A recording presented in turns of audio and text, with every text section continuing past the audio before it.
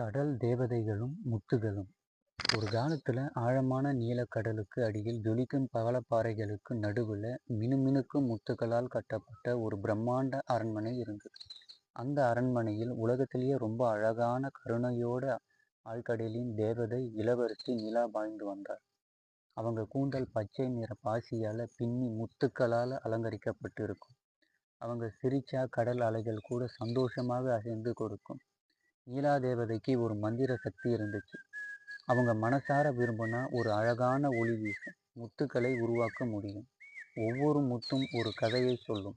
ஒரு முத்து மகிழ்ச்சியை பற்றி, இன்னொரு முத்து தைரியத்தை பற்றி, இன்னும் ஒரு முத்து அன்பை பற்றி. இப்படி விதவிதமான முத்துக்களை அவங்க உருவாக்கினாங்க. இந்த முத்துக்களை கடலுக்குள்ள தொலைஞ்சி போனவங்களுக்கு வழிகாட்டவும், ஆபத்துல இருக்கிறவங்களுக்கு உதவவும் அனுப்பி வைப்பாங்க.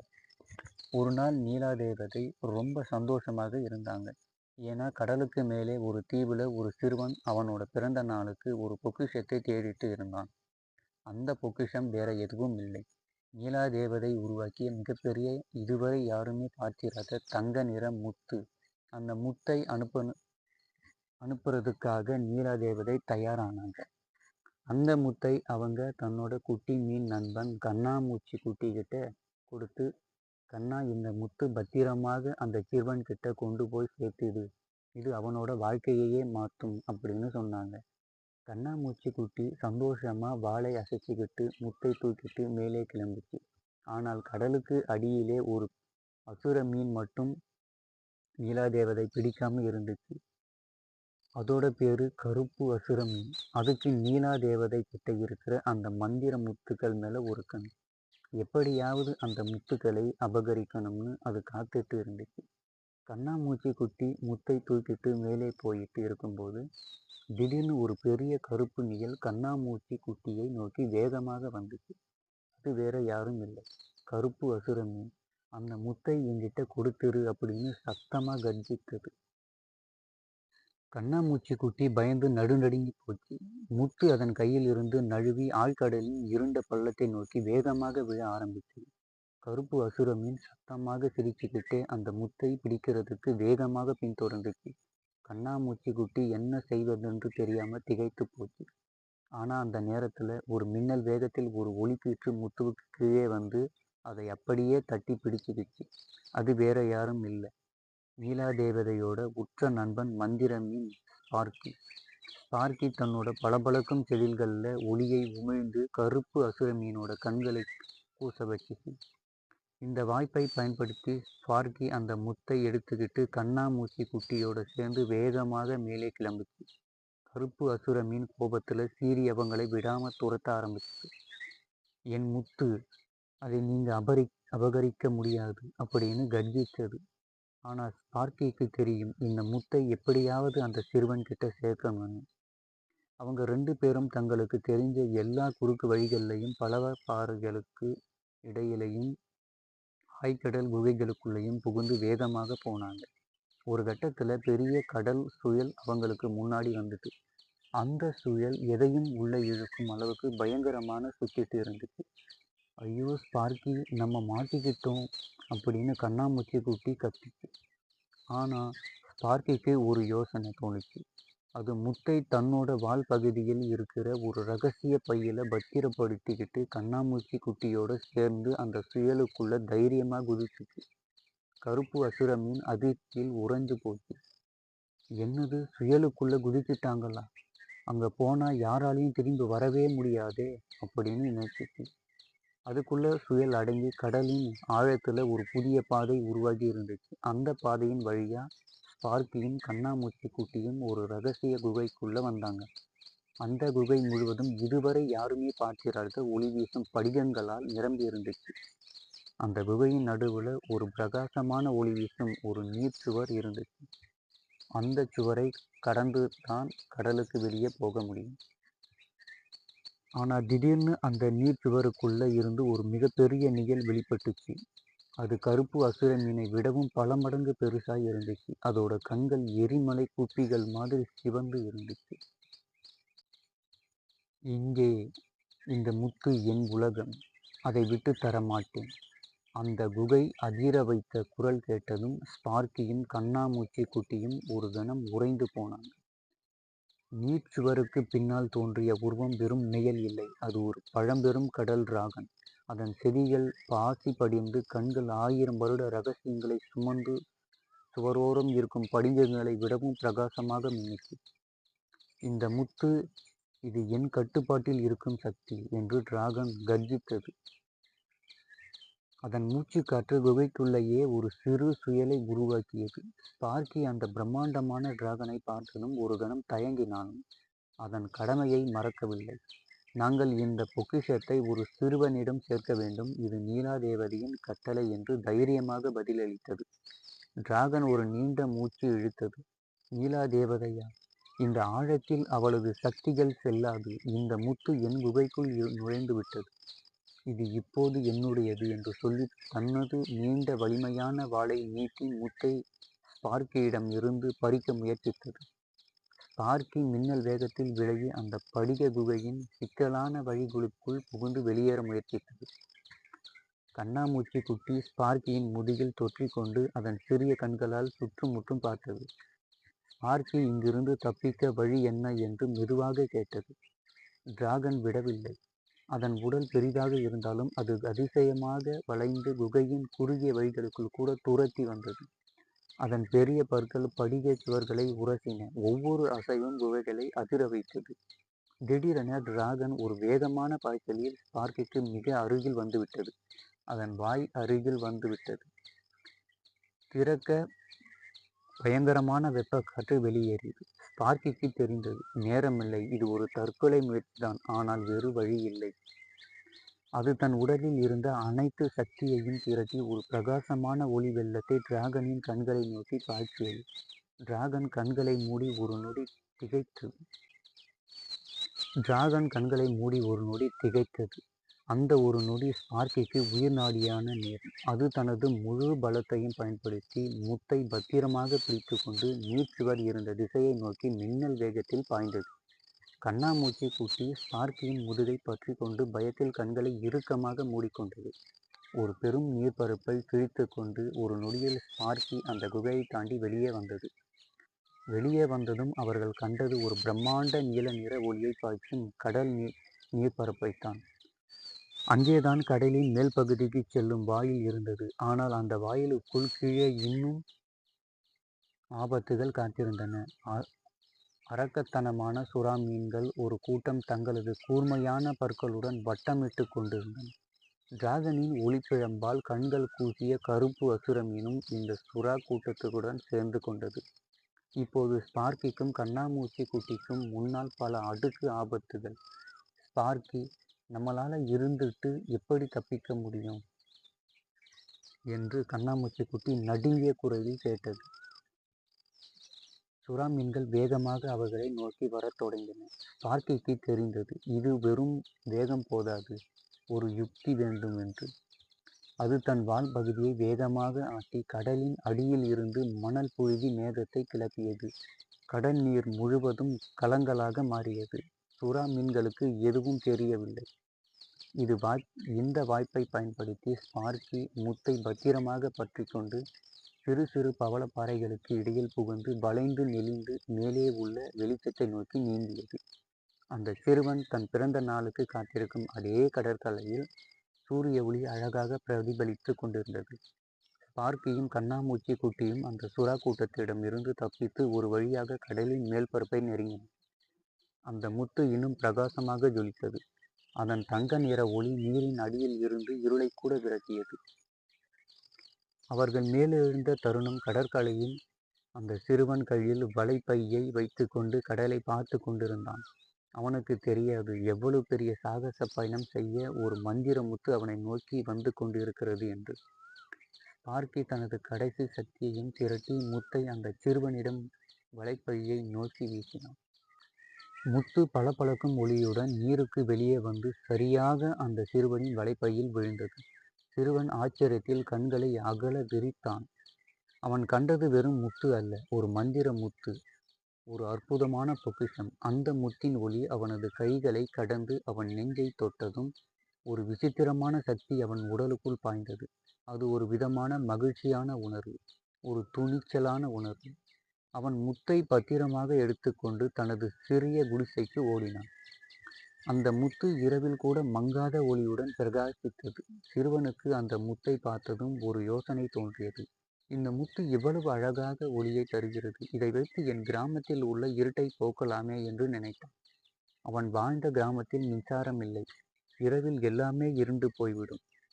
மறுநாள் காலை சிறுவன் அந்த முத்தை ஒரு சிறிய மரப்பெட்டியில் வைத்து ஒரு கயிற்றால் தொங்கவிட்டான். அவன் தனது குடிசையின் வாசலில் அதை வைத்ததும் அந்த ஒளி கிராமத்தின் நடுப்பகுதி வரை பரவியது. கிராம மக்கள் தங்கள் வீடுகளை விட்டு வெளியே வந்து இந்த அதிசய ஒளியை பார்த்து வியந்தனர். அவர்களில் ஒரு கிழவி, ஆஹா, இது என்ன அதிசயம்! இவ்வளவு நாளாய் இருட்டில் இருந்த நமக்கு இப்படி ஒரு விளக்கு கிடைச்சிருக்கு என்று ஆனந்த கண்ணீர் வடித்தார். சிறுவன் தனது முத்தை பயன்படுத்தி ஒவ்வொரு வீட்டிற்கும் ஒரு சிறிய ஒளி வீசும் கல்லாக அதை பெருக்கி கிராமம் முழுவதும் ஒளியூட்டினான். கிராமம் முழுவதும் மகிழ்ச்சி பொங்கியது.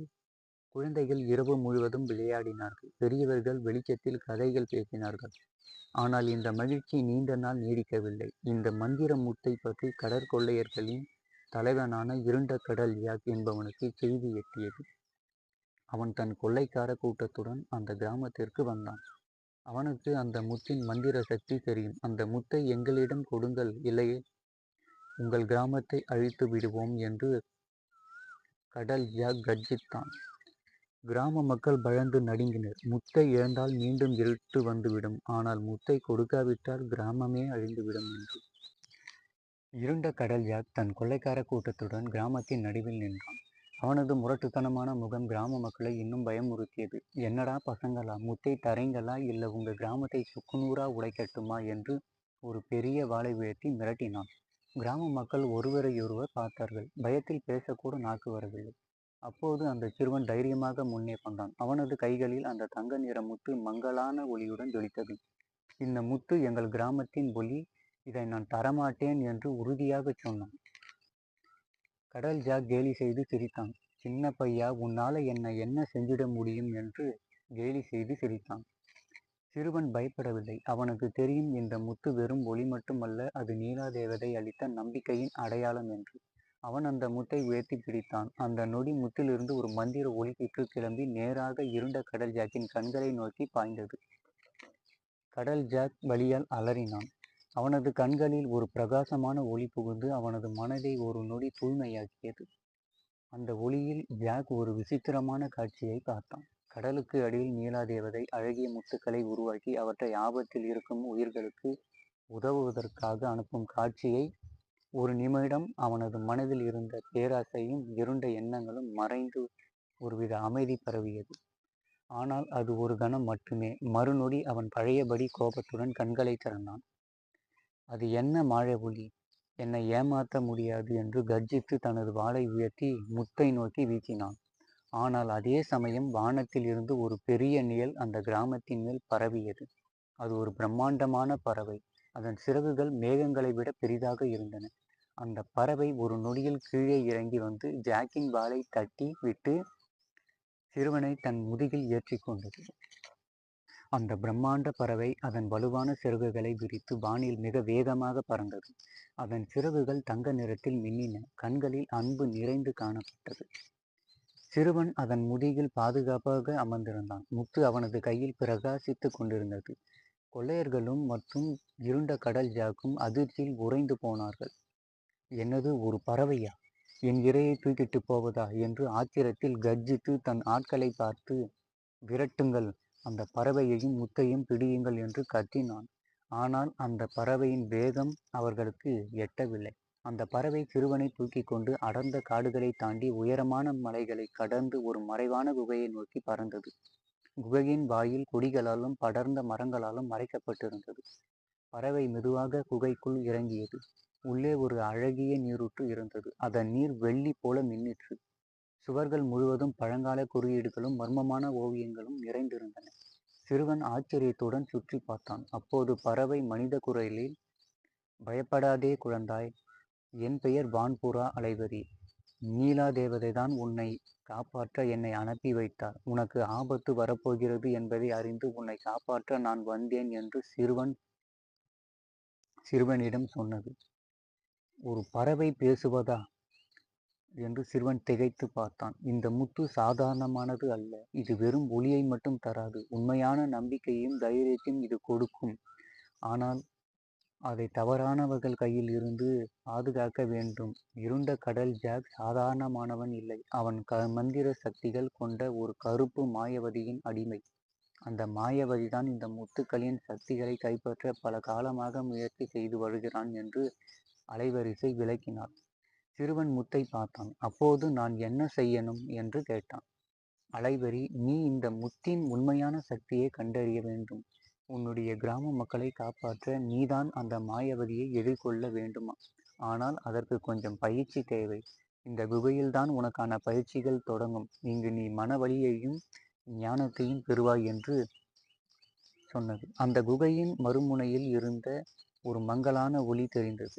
அந்த ஒளிக்குள் ஒரு வழிப்பாதை இருந்தது. அது ஒரு மர்மமான பயணத்தின் ஆரம்பம் போல தெரிந்தது. சிறுவன் அலைவரியையும் குகையின் மர்மத்தையும் பார்த்தான். அவனுக்குள் ஒரு புதிய உறுதி பிறந்தது. அவன் இந்த சவாலை எதிர்கொள்ள தயார். அந்த குகையின் மறுமுனையில் தெரிந்த மங்கலான ஒளிக்குள் ஒரு வழிப்பாதை இருந்தது. அது ஒரு மர்மமான பயணத்தின் ஆரம்பம் போல தெரிந்தது. அலைவரி, வா குழந்தாய், இந்த குகை உனக்கு பல பாடங்களை கற்றுக் கொடுக்கும்.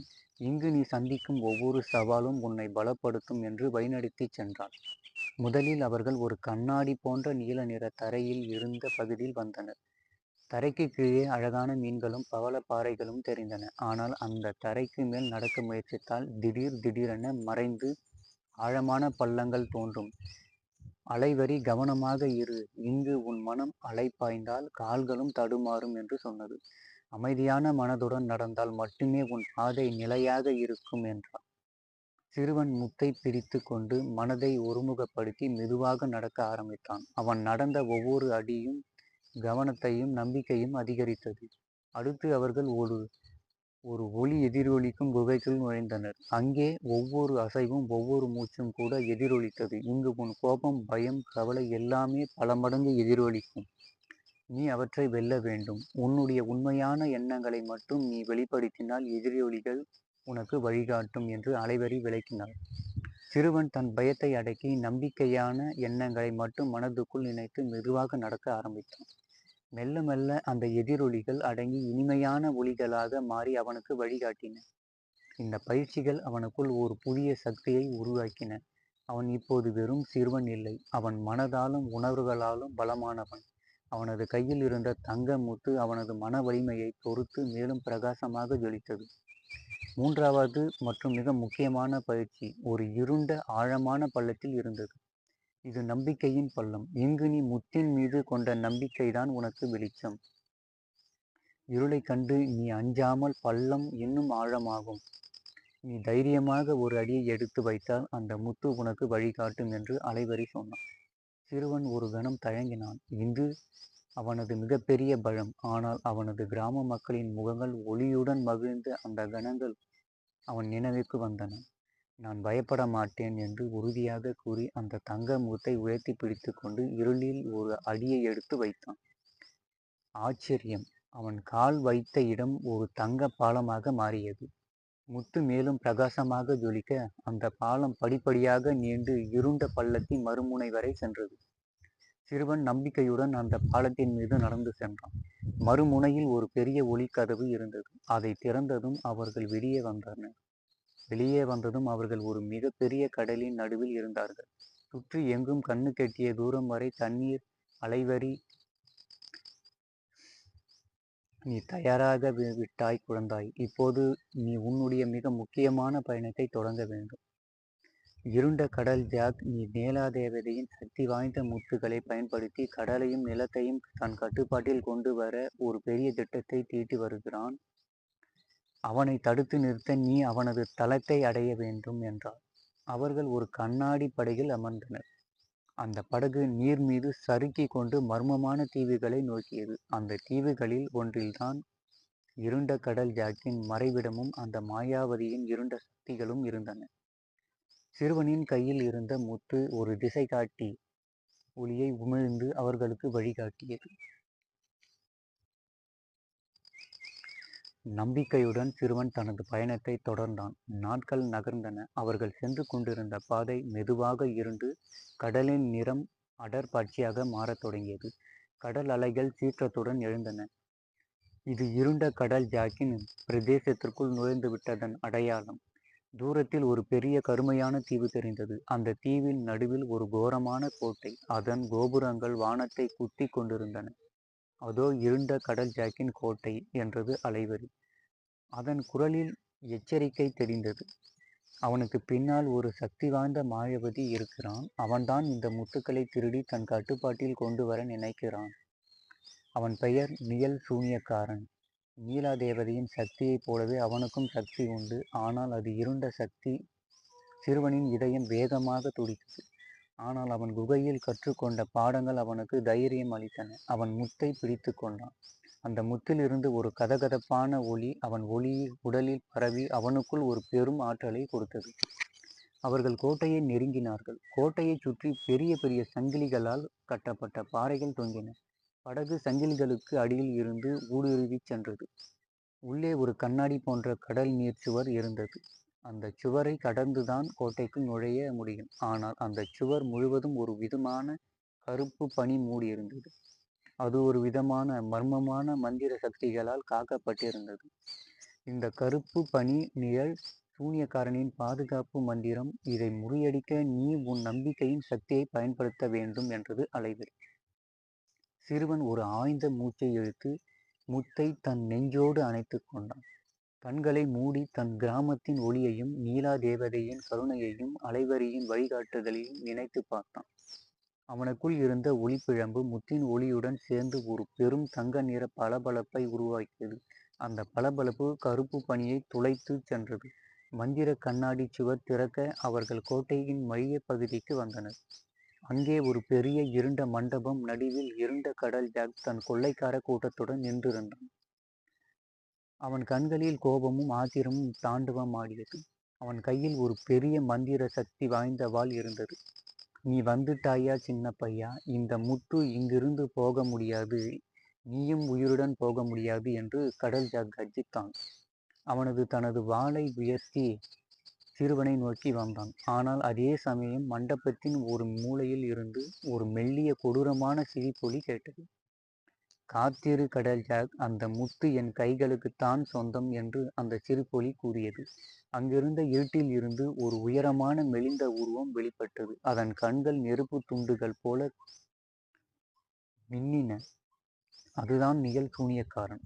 அவன் கையில் ஒரு கருப்பு நிற மந்திரக்கோல் இருந்தது. அதிலிருந்து இருண்ட சக்தி வெளிப்பட்டது. சிறுவன் இருண்ட கடல் ஜாக்கையும் நிழல் சூனியக்காரனையும் பார்த்தான். அவனது கையில் இருந்த தங்க முத்து அவனது இதய துடிப்பை போல வேகமாக பிரகாசிக்க தொடங்கியது. இப்போது இந்த போர் முத்தை மட்டுமல்ல, கடலின் சமநிலையையும் கிராமத்தின் எதிர்காலத்தையும் தீர்மானிக்கப் போகிறது.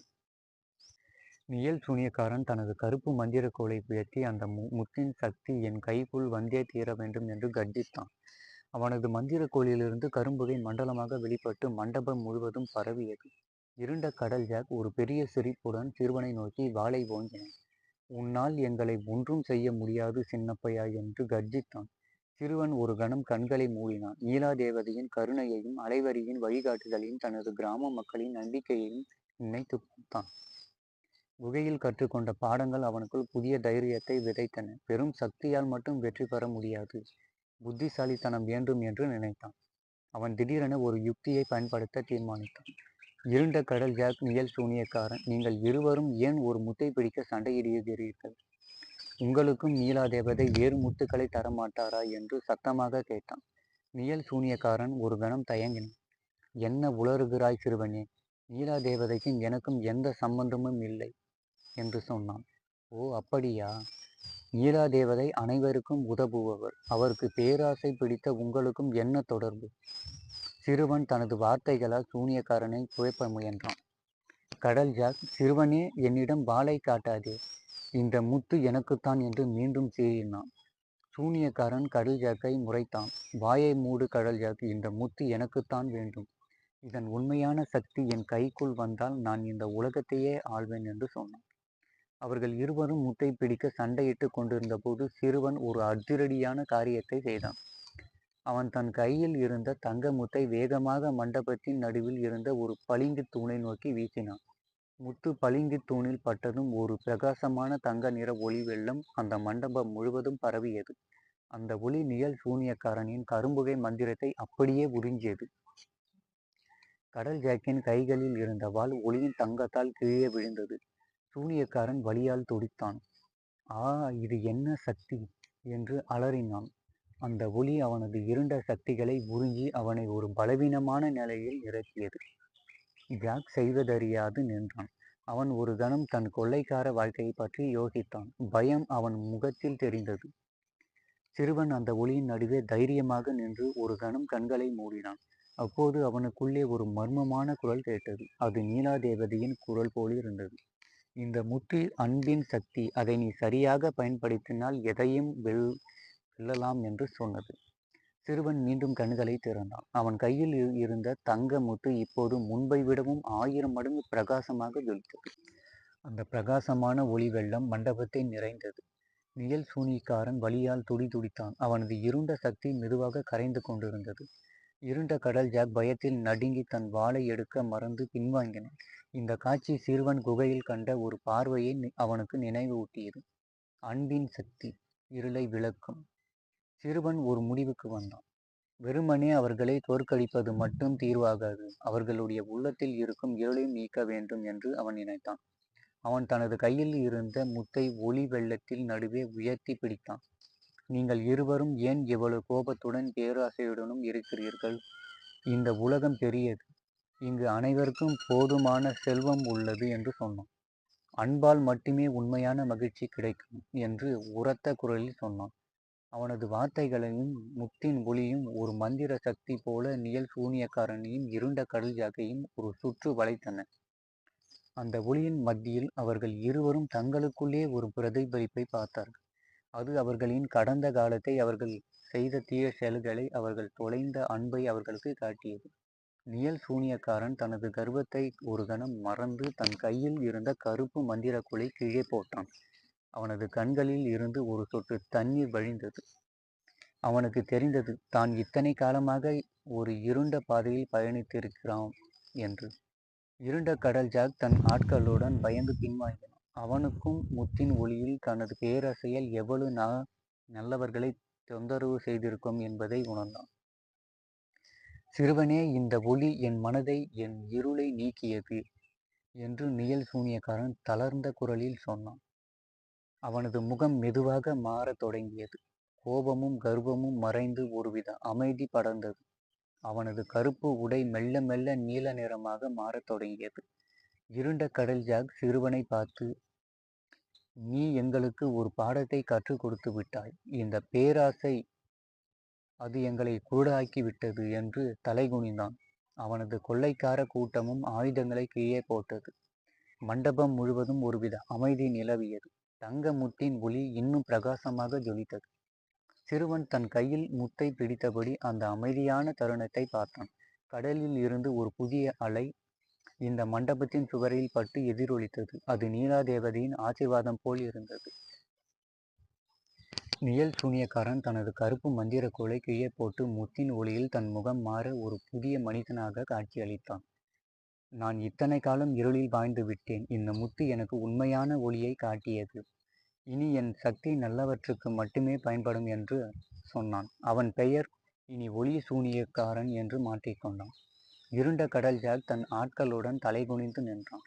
எங்களை மன்னித்துவிடு சிறுவனே. நாங்கள் பேராசையால் தவறு செய்துவிட்டோம். இனிமேல் நாங்கள் யாரையும் தொந்தரவு செய்ய மாட்டோம். இந்த கடலில் உள்ள உயிரினங்களை பாதுகாப்போம் என்று உறுதியளித்தான். அவன் தனது கொள்ளைக்கார வாழ்க்கையை விட்டுவிட்டு இனி கடலின் பாதுகாவலனாக மாறினான். அலைவரி தனது வானப்புறா ரூபத்தில் மண்டபத்திற்குள் பறந்து வந்து சிறுவனின் தோளில் அமர்ந்து, நீலாதேவதை உன்னை குறித்து மிகவும் பெருமைப்படுகிறார் குழந்தாய். நீ வெறும் முத்தை மட்டுமல்ல, இருண்ட உள்ளங்களையும் ஒளிர செய்து விட்டாய் என்றது. அந்த பிரம்மாண்டமான கோட்டை முத்தின் ஒளியால் மெல்ல மெல்ல மாறத் தொடங்கியது. இருண்ட சுவர்கள் பிரகாசமான பவள வண்ணமாக மாறின. முட்களும் சங்கிலிகளும் மறைந்து அழகான கடல் தாவரங்களும் முளைத்தன. அந்த கோட்டை இப்போது நீலாதேவதையின் ஆசியுடன் கடலில் உள்ள அனைத்து உயிரினங்களுக்கும் ஒரு பாதுகாப்பானதாக மாறியது. சிறுவன் தனது கையிலிருந்த தங்க முத்தை மீண்டும் உயர்த்தி பிடித்தான். அந்த முத்து ஒரு நட்சத்திரம் போல மிதந்து மெதுவாக கடலுக்குள் இறங்கிச் சென்றது. அது நேரடியாக நீலாதேவதையின் கைகளில் போய் அமர்ந்தது. நீலாதேவதை ஒரு புன்னகையுடன் அந்த முத்தை மீண்டும் கடலில் ஆழத்தில் தனது அரண்மனையின் பாதுகாப்பாக வைத்தார். ஆனால் அந்த முத்தின் ஒளி சிறுவனின் இதயத்தில் நிரந்தரமாக பதிந்துவிட்டது. சிறுவன் அலைவரியுடன் தனது கிராமத்திற்குள் திரும்பினான். கிராம மக்கள் தாங்கள் மீண்டும் இருளில் இருக்கிறோம் என்று அஞ்சினார்கள். ஆனால் சிறுவன் வந்ததும் அவனது இதயத்தில் பதிந்திருந்த முத்தின் ஒளி அவன் கிராமத்தின் மேல் ஒரு மங்காத ஒளியை நிரந்தரமாக உருவாக்கியது. கிராமம் முழுவதும் எப்போதும் பிரகாசமாக இருந்தது. சிறுவன் வளர்ந்து பெரியவனானான். அவன் எப்போதும் தனது கிராம மக்களுக்காகவும் கடலில் உள்ள உயிரினங்களுக்காகவும் உழைத்தான். அவன் மற்றவர்களுக்கு உதவி செய்தான். தைரியத்துடன் சவால்களை எதிர்கொண்டான். அவனுக்கு தெரியும், உண்மையான சக்தி என்பது பொருளில் இல்லை, அது அன்பிலும் கருணையிலும் நம்பிக்கையிலும் இருக்கிறது என்று.